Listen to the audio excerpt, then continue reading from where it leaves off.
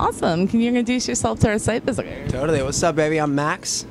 Great. Well, thank you so much for joining me. It's the first night of the Boys of Zummer tour. How excited are you to get this thing rolling? So excited. It's crazy. I went out there to just check out the stage and everything, and it's surreal how, how massive these places are, and playing with such amazing acts. It's a blessing. I'm excited. Absolutely. So, what can we expect from your performance? I'm trying to bring as much energy as possible. That's always my goal. I love, just dancing around, really utilizing the stage, and just getting people excited. That's really my job in this whole thing is to keep them entertained while these other wonderful acts are getting ready, and I'm so excited to do so. Throw some splits out there, sing around. It'll be fun. Well, congratulations. I saw that you're named the MTV Artist to Watch for 2015. How does that feel? Oh, it's incredible. I've been watching MTV since I was a little kid, video countdowns, all that stuff, and so it's really surreal to see, my music on the channel and to be one of the artists to watch. It's a dream come true, so I'm so pumped.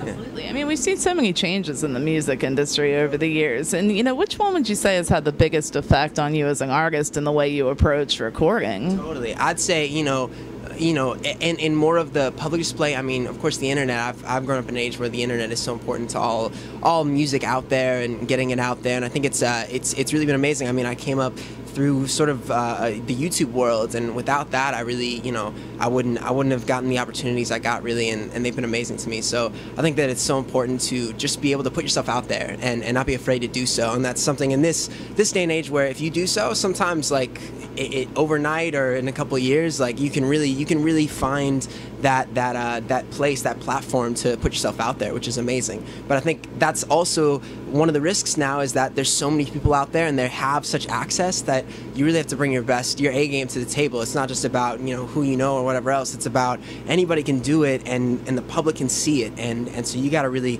you can't settle for anything. You got to give your best work always. So, I mean, musically speaking, what can you share with us about what you're working on right now? Yeah, it's I love soul music and music with energy. It's whether it's James Brown or Hall & Oates, just people who give all of their themselves to the music. And that's something I've been really working towards with my record, and I've been really blessed to work with Pharrell Williams on a couple songs on the album, and a lot of really great producers. And it's been exciting to really try to really craft the sound more so. I've found in the last couple of years, what I want to be and what I want to sound like, and so with this record, just knowing that that's who I am, and being able to put that all together and really, make the best album possible. Because again, like I said, there's so much out there. You can't just like put out 10 songs that you wrote in a week. You gotta, we've been spending like 2 years on this album, so I'm so excited to put it out there. When is the target release date?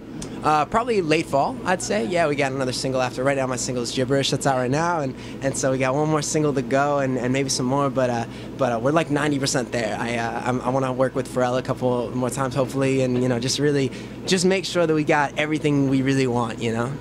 Over 6 million YouTube views on that is absolutely incredible. What went into crafting that particular song? And it's a collaboration with Hoodie Allen. So how did that come about? Totally. Hoodie and I became friends about a year and a half ago. It was through social media. He tweeted me. He was like, "What's up, man? I like your voice," basically. And I was like, "Wow, thanks." And we met up in New York, our home city, and I ended up doing 2 songs on his record that came out, People Keep Talking, and I went on tour with him. I opened for him in the fall, and it was really great. So we became friends, and when we worked on this Gibberish song, there was a rap verse, and I was like, "Yo, I'd love you to do it."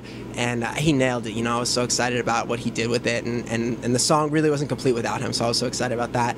And yeah, we really, it took a long time. The main part of the song that really took a long time was the gibberish part in the middle. It was it's interesting. It's a reverse vocal, and we did a lot of stuff to really. If you reverse a vocal, like usually it just sounds like gibberish, but no melody really. So like we spent a long time really finding the correct vowels, syllables, just the accent of how you say a word, so that it turns into this melody backwards. So it's like midi, which is, to get that reversed is a long process, but it was so worth it because I probably spent like one day. I went in and spent like 6 hours with the producer, just like tweaking the smallest things. But in the end, it's like that's what's out there, and you got to spend the time on it. Yeah. Oh, absolutely. I mean, I love that you kind of blend this variety of different styles, different elements into your music. You know, early on, when did music begin speaking to you? You know, what kind of influences do you pull in? Oh yeah, I mean, as a kid, I listened to a lot of, Billy Joel and Stevie Wonder and James Brown and Etta James and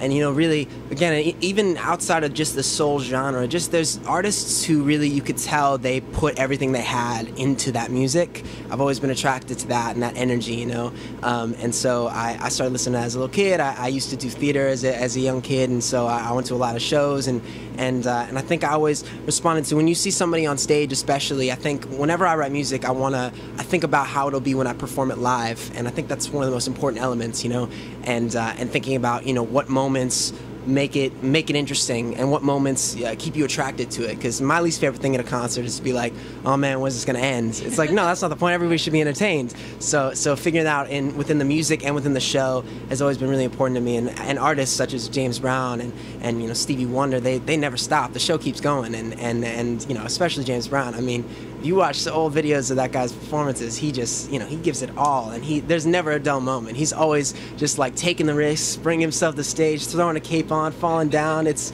wonderful, and that's the kind of stuff you really remember, and is scary to take the risk to do, but I think is so much more worth it. Do you remember your first show?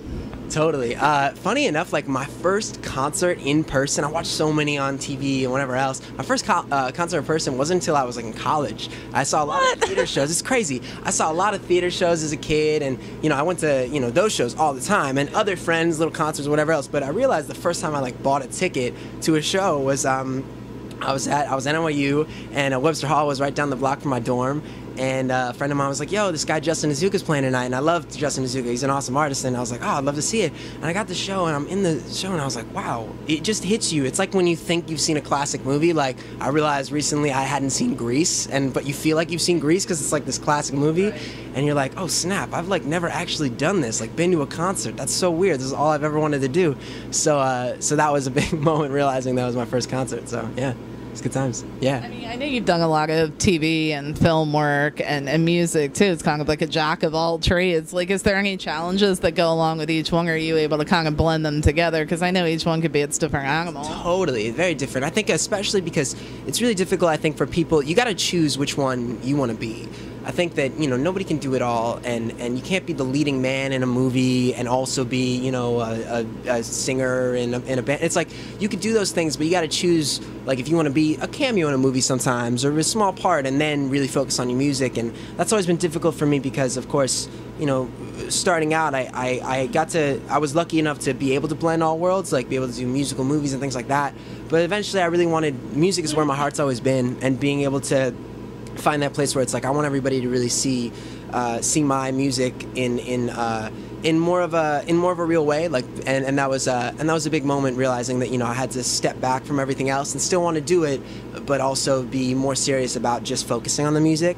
But also, it's been great to I did a small part in the Love and Mercy, the movie about the Beach Boys, which just came out, about Brian Wilson's life, and being able to be just a small part in the movie was an honor. But definitely what I'd love to do from now on, being able to just like be a part of like the leading actors in that movie, Paul Dano, John Cusack, really amazing cast. Like, those are the guys I want to be just behind. I think that it's really hard to even guys who I look up to, like Justin Timberlake and people like that. I think that even them, it's like JT. I love him. He's amazing on SNL and anything else. But if I see him as a leading man, it's hard for me to see him as like the leading man in a movie because he's JT. I want to see him in concert.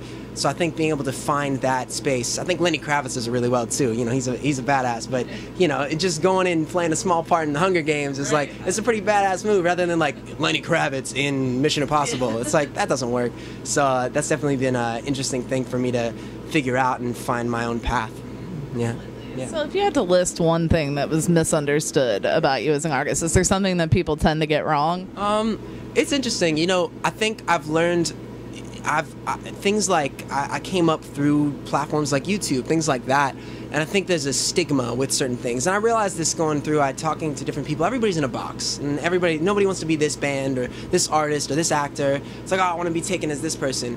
But recently I really accepted, because I used to kind of cringe when people were like, oh, you're like one of my favorite YouTube cover artists, things like that. And I always like maybe cringe. I was like, that's not who I am. Like, I just do covers sometimes. But but then realizing that I've done that, and whether it's who they think I am or not, if they enjoy it, then that's great, and hopefully they'll enjoy what I spend most time on, which is my own work.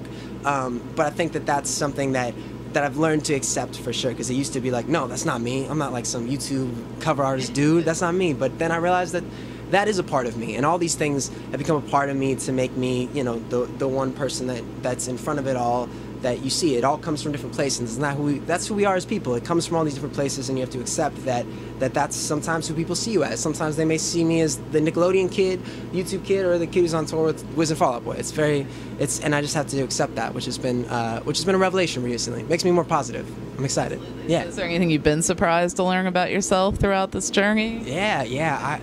I'm always a pretty happy guy. I'd say a lot of the music stuff recently has been pretty dark. It's been interesting to find this realm, and I kind of, that's where I'm most excited musically, which is interesting just because that's very opposite from my personality type, but I love it. It's like when there's a song of mine that I get to do in the show called Puppeteer, which is one of the darker songs. It has a darker vibe, and that's one of my favorite songs to perform, and it's something like, I don't really like singing cheesy music. It's like, it's something that, because I think I like bringing a lot of energy to things, and so those two things together would just be super cheese. So being able to balance it with some dark stuff is nice. But I didn't know that. I didn't know I had a little depressing side to me as well, you know? Is it ever hard to get out of that headspace? Yeah, totally. Sometimes when I write, it's, you know, sometimes I go really dark. I have moments where I don't know why, I just I get really, you know, I'm 22, but I've recently started to think about really intense, you know, oh, is this headspace where I'm at now, when I'm about to die, is that how I'm gonna feel, weird stuff like that. And then I get into that writing space, and I'm like, why am I doing this? This is so weird. But it's also kind of, it's therapeutic, because when you get into those places and you start writing through it, writing is such a wonderful therapy that you start realizing that you just accept more things. Like when I write about that, or write about breakups, or just things that have really gotten to this really deep, sad place, it starts to bring light to them and put them in a bottle where I can more so look at it from a third eye and be like, all right, that was a part of my life, but now I can just look at it and see that it's okay that it happened. That's just a part of it, and that's something that made me who I am. Absolutely. I think that's important for fans to relate with, too, because music is very therapeutic. It's a universal language. We can all take different messages away depending, you know, so I definitely think that, you know, it could be therapeutic to the heart. Totally. It's like anytime I've, like I said, written a breakup song, every time I look back at it, I sing, even if I sing it every night on a tour, you know, I still have that small feeling of knowing where I was when I wrote that song, but it's okay because somehow I've put it in this glass box that I can observe but not feel like it still is painful, you know? Right. Which is an amazing thing I found with music when I started writing, is that it's just, it's one of those things that you can, anything you go through, if you write about it, you put it in that glass box and you can put it to the side and just be able to look at it. Yeah. Absolutely. So I know we have the Boys of Zummer tour kicking off today and the album coming out in the fall. Is there any other plans for coming up for you? Yeah. You know, it's been interesting. I think one of my favorite things that I've found is that even working towards the album, I got to work with a guy named Tim Armstrong from the band Rancid. And a very odd couple thing, you know, I met him, and I don't think a lot of people thought we'd get along as much as we did, but that's what I love. You mix these elements. Totally, it's on my mind. it was just interesting because, you know, I was set up a writing session. I was like, all right, I'll check it out, and we hung out and we kind of fell in love musically, and we started writing, and it was towards the album first, and then it became something completely different, and eventually after, you know, about 8 months of, you know, writing things, I was just gonna put it out myself as a side EP with him, and then he was like, nah, man, this is our thing. It should be a thing. And there was this big drum on the wall that said Wichita Marching Band. He's like, we're Wichita. And I was like, all right. And so we put out this side project soul thing called Wichita. It's just myself and Tim Armstrong and some friends who join us. And that's been really wonderful, too. We just put them out. There's a song called Mrs. Magoo and a song called The Worm, which is an acronym for Worldwide Organized Resistance Against Malice. And just music that I definitely... the great thing about writing with other people is that you find that parts of yourself that you would never be able to find writing-wise if you were alone come out with other people. And when you combine those things, music you never thought would happens. And so getting to write with him has been also really amazing, that we do songs and we basically just one day we write them, and if the song doesn't work, we move on. We never really go back. And I don't with my music, I'll work on a song for 4 months and keep going back, with Gibberish. So with Tim, it's been amazing to just do that. That's sort of his world, and he's had these different side projects like the Transplants, and he's got, you know, these other ones coming out, and it's just it's been amazing to be in that space, and all the while working on my album, being able to do that with him has also been nice, because I think you get into these moments where you get really tired of what you're doing, and it's hard to appreciate it. So that has helped me appreciate both sides. So that's out now. Are you guys gonna take that on the road at all? Who knows? I don't know. It's such an interesting thing. It's like I want to see it. I would love. Yeah, we got to do a couple music videos with it. It's just like, you know, he's one of the most amazing guys I've ever met. Genres don't matter anymore, and I love that. Like that everything.